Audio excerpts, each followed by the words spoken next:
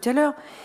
C'est certes le sujet est le même, la thématique est la même, mais si on part sur un sujet global, les questions orales n'ont plus raison d'être. Les questions orales, elles ont une raison d'être parce qu'elles sont précises, parce qu'elles sont diverses, par leur source et par leur nature. Donc je ne doute pas que M. Kernez y répondra point par point avec précision. C'est indispensable. Et voilà, nous y serons extrêmement vigilants.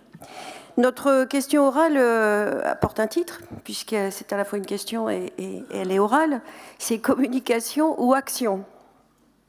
Donc on est en fait au cœur du sujet.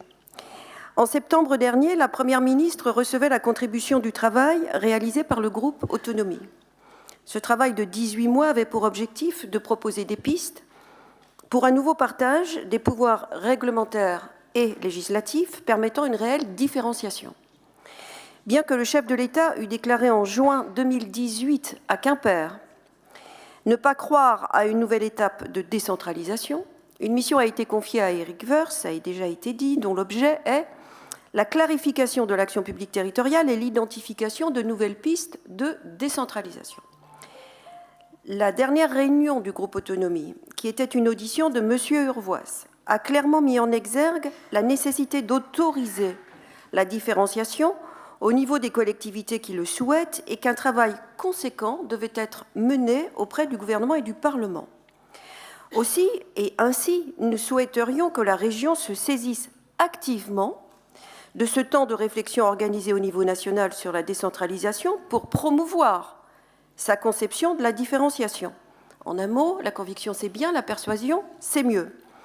De la même façon, nous avons enfin pris connaissance, il y a 2 semaines, de l'étude d'impact réalisée par un cabinet sur le rattachement du territoire du département de la Loire-Atlantique au territoire de la région Bretagne.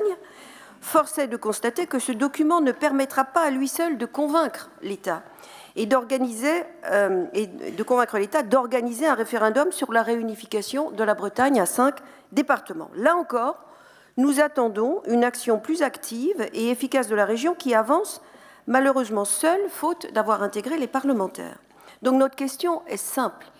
Comment comptez-vous dépasser le stade de la pure et simple communication que nous avons observée en long et en large, pour réellement vous mettre en situation de convaincre l'État sur ces questions de l'autonomie et de la réunification? Je vous remercie, Monsieur le Vice-président, pour vos réponses. Merci, Madame Lebrun. Monsieur Carnez, vous avez un challenge, c'est de bien répondre aux 3 collègues. Merci, Monsieur le Président. Chers collègues, simplement pour vous